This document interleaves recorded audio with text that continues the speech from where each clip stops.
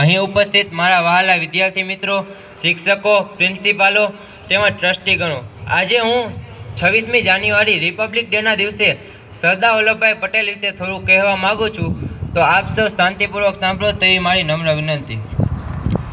શબ્દ શોધું ત્યાં સહિતા નીકળે, કૂવો ખોદું ત્યાં સરિતા નીકળે, અજબે તાસીર છે આ ધરાતણી, મહાભારત વાવીએ અને ગીતા નીકળે। અરે હોય કોઈ જનક જેવો હર રાખનાર, તો હજુ એ આ ધરામાંથી માં જગદંબા સીતા નીકળે। જ્યારે જ્યારે દેશને સારા રાજનેતાની જરૂર પડી છે, ત્યારે મોરારજી દેસાઈ જેવા, જ્યારે જ્યારે દેશને સારા સંતની જરૂર પડી છે, ત્યારે જલારામ જેવા, જ્યારે જ્યારે દેશને સારા ઉદ્યોગપતિની જરૂર પડી છે, ત્યારે ધીરુભાઈ અંબાણી જેવા, અને જ્યારે જ્યારે દેશને સારા લોખંડી પુરુષની જરૂર પડી છે, ત્યારે સરદાર વલ્લભભાઈ પટેલ જેવા નવરત્ન આ માં ગુજરાતની ધરાએ આપ્યા છે। કોઈ કવિએ સાચું જ કહ્યું છે, દિલની દાતારી, મનની મોટાઈ, પ્રભુ પ્રત્યેનો પ્રેમ કોઈના શીખવેથી શીખવાતો નથી, એ તો માના દૂધમાંથી જ મળે છે। લાડબાઈના કુકેથી 31 ઓક્ટોબર 1875ના રોજ એક મહાન પુરુષનો જન્મ થયો હતો, તે હતા આપણા સરદાર વલ્લભભાઈ પટેલ।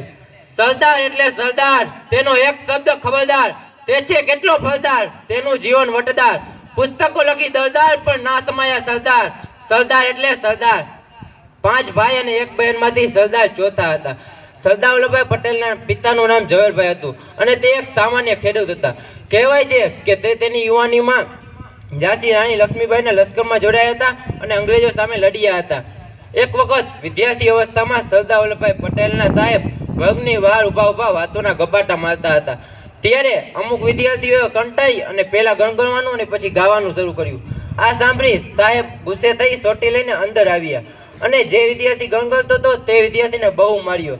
ત્યારે સરદાર વલ્લભભાઈ પટેલથી રહેવાયું નહીં અને બોલી ઉઠ્યા, સાહેબ, તેમાં તેનો કશું વાંક નથી, પરંતુ આપનો વાંક છે। આપ વર્ગમાં મોડા આવ્યા તેથી તેને આ સમય મળ્યો, પરંતુ આપ જ સમયસર આવી ગયા હોત તો તેને આ સમય જ ના મળત। આ સાંભળી સાહેબ બહુ ગુસ્સે થયા અને સરદાર વલ્લભભાઈ પટેલને વર્ગની બહાર જવા કહ્યું।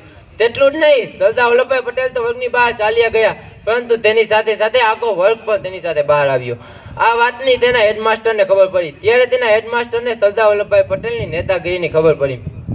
આવા સરદાર વલ્લભભાઈ પટેલ એવા તો બહાદુર હતા કે તેને શાળાએથી પારા લખવાનું કહ્યું હોય તો તે પારા નહીં પાડા લઈ જતા હતા, અને તે લોકો તેને જે બામલાઈનું ગુમરું થયું હતું તે તેને હાથે જ દામ આપ્યો હતો। 1923માં બારડોલી સત્યાગ્રહ થયો હતો, ત્યારે ગાંધીજી જેલમાં હતા। આ સત્યાગ્રહ મોટા પાયે 1928માં થયો હતો અને સફળ થયો હતો। ત્યારે ગાંધીજી બોલી ઉઠ્યા હતા કે આજે મને સરદાર ના મળ્યો હોત તો આ કામ સફળ ના થયું હોત, અને સરદાર વલ્લભભાઈ કહેતા, ઘરની વાત ઘરમાં રાખો અને અન્યાય સામે લડતા રહો। 1950માં લાડબાઈના લાલ અને ઝવેરભાઈના બાનું મૃત્યુ થયું, પરંતુ કોક કવિએ સાચું જ કહ્યું છે, કર્માય ગયું છે ફૂલ છતાં તેની સુગંધ હજી સુધી રહી ગઈ છે। કર્માય ગયું છે ફૂલ છતાં તેની સુગંધ હજી સુધી રહી ગઈ છે। સરદાર સિધાર્યા છે સ્વર્ગ પરંતુ તેની યાદ હજી સુધી રહી ગઈ છે। સરદાર સિધાર્યા છે સ્વર્ગ પરંતુ તેની યાદ હજી સુધી રહી ગઈ છે। આવા ભારતના પનોતા પુત્રને મારા નમસ્કાર। Thank you.